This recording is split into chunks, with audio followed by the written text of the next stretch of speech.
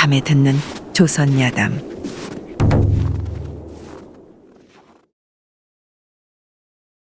옛날 옛적 시골에 봉득이라는 아이가 살았습니다. 봉득이는 원래 부유하고 뼈대 있는 집안에서 태어났으나 나이 6살 때 어머니를 병으로 여의고 부치는 그날부터 시름시름 앓더니 드러누워 자리에서 일어날 줄을 몰랐습니다. 어느 날 부친과 의형제를 맺은 최참봉이 강 건너 문병을 왔는데 봉득이의 아버지와 최참봉은 수년 전부터 사돈을 맺기로 약조한 사이였죠. 이보게, 아무래도 나는 가망이 없는 것 같네. 무슨 소리인가? 어서 자리를 털고 일어나. 우리 딸과 자네 아들 혼례 치르는 것을 봐야지. 그런 소리 말게. 그랬으면 나도 좋겠네. 하지만 아무리 생각해도 나는 힘들 것 같네. 내가 죽으면 남겨진 재산을 자네가 관리 좀 해주게. 그걸로 우리 봉득이 좀 잘 맡아주게나. 그런 걱정은 말게. 봉득이는 내 사위이니 내가 자식처럼 잘 키울 것일세. 자네는 아무 걱정하지 말고 몸이나 돌보게. 고맙네. 두 사람은 손을 굳게 잡고 약속했지요.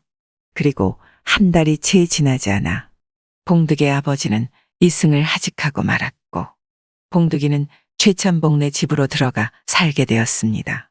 선친의 의형제 최참봉은 6살 난 봉득이의 거처를 머슴이나 머무는 행랑으로 정해줬죠. 그런데 봉득이는 글 공부는커녕 머슴처럼 마당도 쓸고 잔심부름도 하며 살았으니 어린 나이에도 이상한 대접을 받는다 싶었습니다. 참봉 어르신, 뭐냐? 저도 서당에 가서 글을 배우고 싶습니다. 내 놈이 글은 배워서 어디에 써먹을 게야? 너는 16이 되면 내 사위가 되어 우리 집 살림을 꾸려가야 한단다. 생각해보거라. 내가 아들이 있냐? 양자가 있냐? 당연히 내가 이 집 대주가 되는 것이야. 네, 최참봉은 그날부터 봉득이를 더욱 머슴처럼 부렸고 봉득이도 최참봉의 약속을 믿고 뼈가 부서져라 이랬지요. 그렇게 조실부모하고 최참봉 집에 들어온 지 10년, 봉득의 나이 16이 되어 최참봉 딸과 혼례를 올릴 바로 그 해가 됐습니다. 봉득이 이제나 저제나 혼례날을 잡기만 기다리고 있는데 우수가 지난 어느 날 최참봉이 봉득이를 불러 말했습니다. 봉득아, 너 수리제에 좀 다녀와야겠다. 순간 봉득은 놀랐지요. 수리제라면 산적이 들끓는 곳인데 거길 다녀오라는 소리에 귀를 의심할 지경이었죠. 어르신, 수리제라면 산적이 들끓어 위험한 곳 아닙니까? 그놈 참 겁낼 것 없다. 그냥 이 서찰과 물건을 가지고 수리제 꼭대기에 가면 누군가 기다릴 것이다. 부지런히 걸으면 내일쯤 그곳에 당도할 수 있을 것이니 서두르거라. 그러고 돌아와서 혼례식을 치르도록 하자. 혼례식 소리에 봉득이는 기분 좋게 행차를 준비했습니다. 서찰을 품에 넣고 겹겹이 싼 길고 묵직한 물건을 들고 길을 나섰습니다. 그런데 한참을 걷다 저녁 나절이 되자 찬비가 우수수 떨어지지 않겠습니까? 봉득은 비를 맞아 오들오들 떨며 급하게 주막으로 들어갔지요. 그리곤 뜨끈뜨끈한 구들방에 들어가 가장 먼저 젖은 서찰을 곱게 펴서 말렸습니다. 한 방에는 나이 지긋한 노스님이 유숙하고 있었는데 힐끗 서찰을 보더니 깜짝 놀라 물었습니다. 젊은이 까막눈인가? 네? 그건 왜 물으시죠? 아니, 그 서찰에 쓰인 내용을 모르는 것 같아서 하는 말일세. 왜 남의 편지는 훔쳐보고 그래요? 봉득이 눈을 흘기자 노스님은 목탁으로 봉득의 등짝을 후려치며 말했습니다. 이놈아, 내가 지금 죽을 자리를 가는지 살 자리를 가는지 모르는 것 같아서 하는 소리다. 네? 그 편지를 내가 읽어볼 테니 이리 줘 보거라. 노스님이 성을 내며 편지를 빼앗듯 가져가자 봉득은 어리둥절하여 가만히 듣고만 있었습니다. 오 장수님, 명장이 빚은 명검을 올립니다. 이 명검의 칼날이 얼마나 예리한지 이걸 가지고 간 녀석의 목을 쳐서 시험해 주시기 바랍니다. 오장수는 수리제 산정무리의 두목인데 사실 최찬봉은 매년 그에게 공물을 바쳐 화를 면해왔었죠. 편지의 내용을 다한 봉득은 이튿날 아침 스님을 따라 첩첩산골 암자로 들어갔습니다. 봉득은 최찬봉에 대한 원한보다는 자신을 죽이려는 글 한 줄 몰랐다는 게 한스러워 죽기 살기로 공부를 했지요. 그리고 7년 만에 과거에서 당당히 장원을 차지했지요. 임금은 과거에서 장원을 뽑으면서 봉득의 글솜씨에 놀라 그를 불러 고향은 어디이고 아비는 누구인지 또 어찌 살아왔는지를 물었습니다. 이에 봉득이 자신이 살아온 행적과 과거에 그를 몰라 죽을 뻔했던 사연을 낱낱이 고하니 임금은 크게 노하여 명했습니다. 도승진은 들어라. 지금 즉시 이봉득을 암행어사로 임명해 산적을 토벌하고 그와 결탁한 자들을 처단토록 하여라. 네, 전하. 봄비가 추적추적 오는 어느 날 밤 새파란 셋째 찹을 끼고 누운 최찬봉의 방문이 스르륵 열리고 암행어사가 장검을 들고 나타났습니다. 대체 누구냐 넌? 놀란 최찬봉에게 봉득이는 낮은 목소리로 말했지요. 참봉 어르신, 암행어사 이봉득입니다. 전에 주신 칼날이 아직도 무디어지지 않았는지 그 목을 베어 시험해 봐야겠습니다.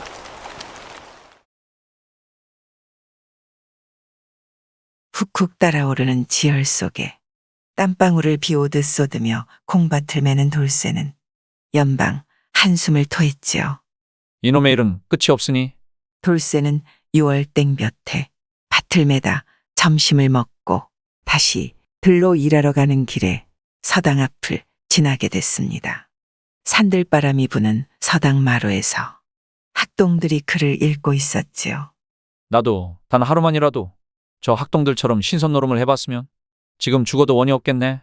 아이고 이놈의 팔자야.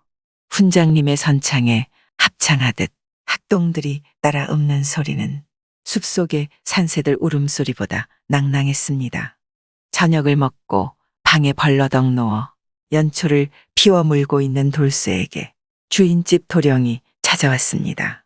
돌쇠야, 나도 담배 한번 피워보자. 돌쇠는 눈을 크게 뜨고 황급히 말했지요. 대감날이 알면 큰일 납니다.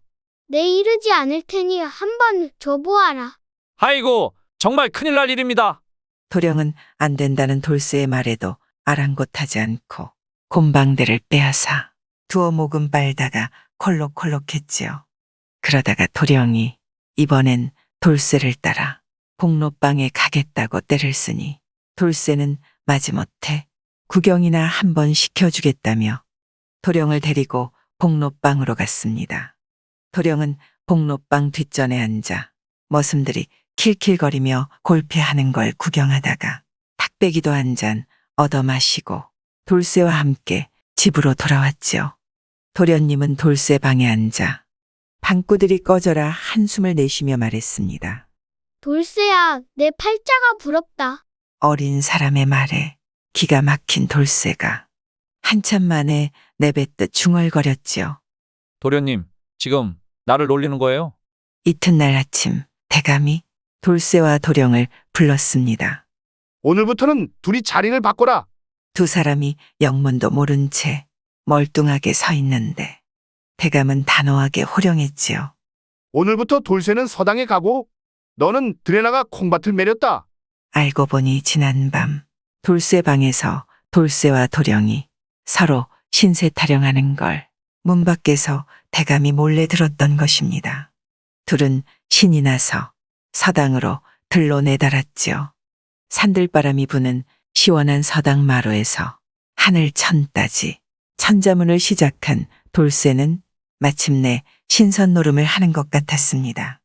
그리고 도령은 밭을 매다가 개울에 풍덩 뛰어들어 멱을 감고 연초를 말아 담배를 피우며 신바람이 났지요. 그런데 서당 마루에서 신선 노름에 빠진 돌쇠가 악 하며 머리를 감싸 쥐었습니다. 자신도 모르게 졸다가 훈장님의 회초리가 돌쇠의 머리를 강타했던 것이죠. 훈장님, 다리가 저려서 못 살겠어요. 다리 좀 펴면 안 될까요?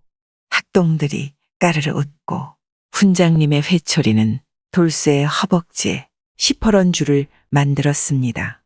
한편 콩밭에서는 대감이 산울림이 퍼지도록 목청을 돋웠습니다. 한나절 동안 콩밭 한 고랑도 다 못했으면 밥을 먹지 말아야지. 도령은 땡볕이 이렇게 따가운지 이전엔 미처 몰랐지요. 손바닥에 물집이 잡히고 허리는 두 동강이 나는 것 같았습니다.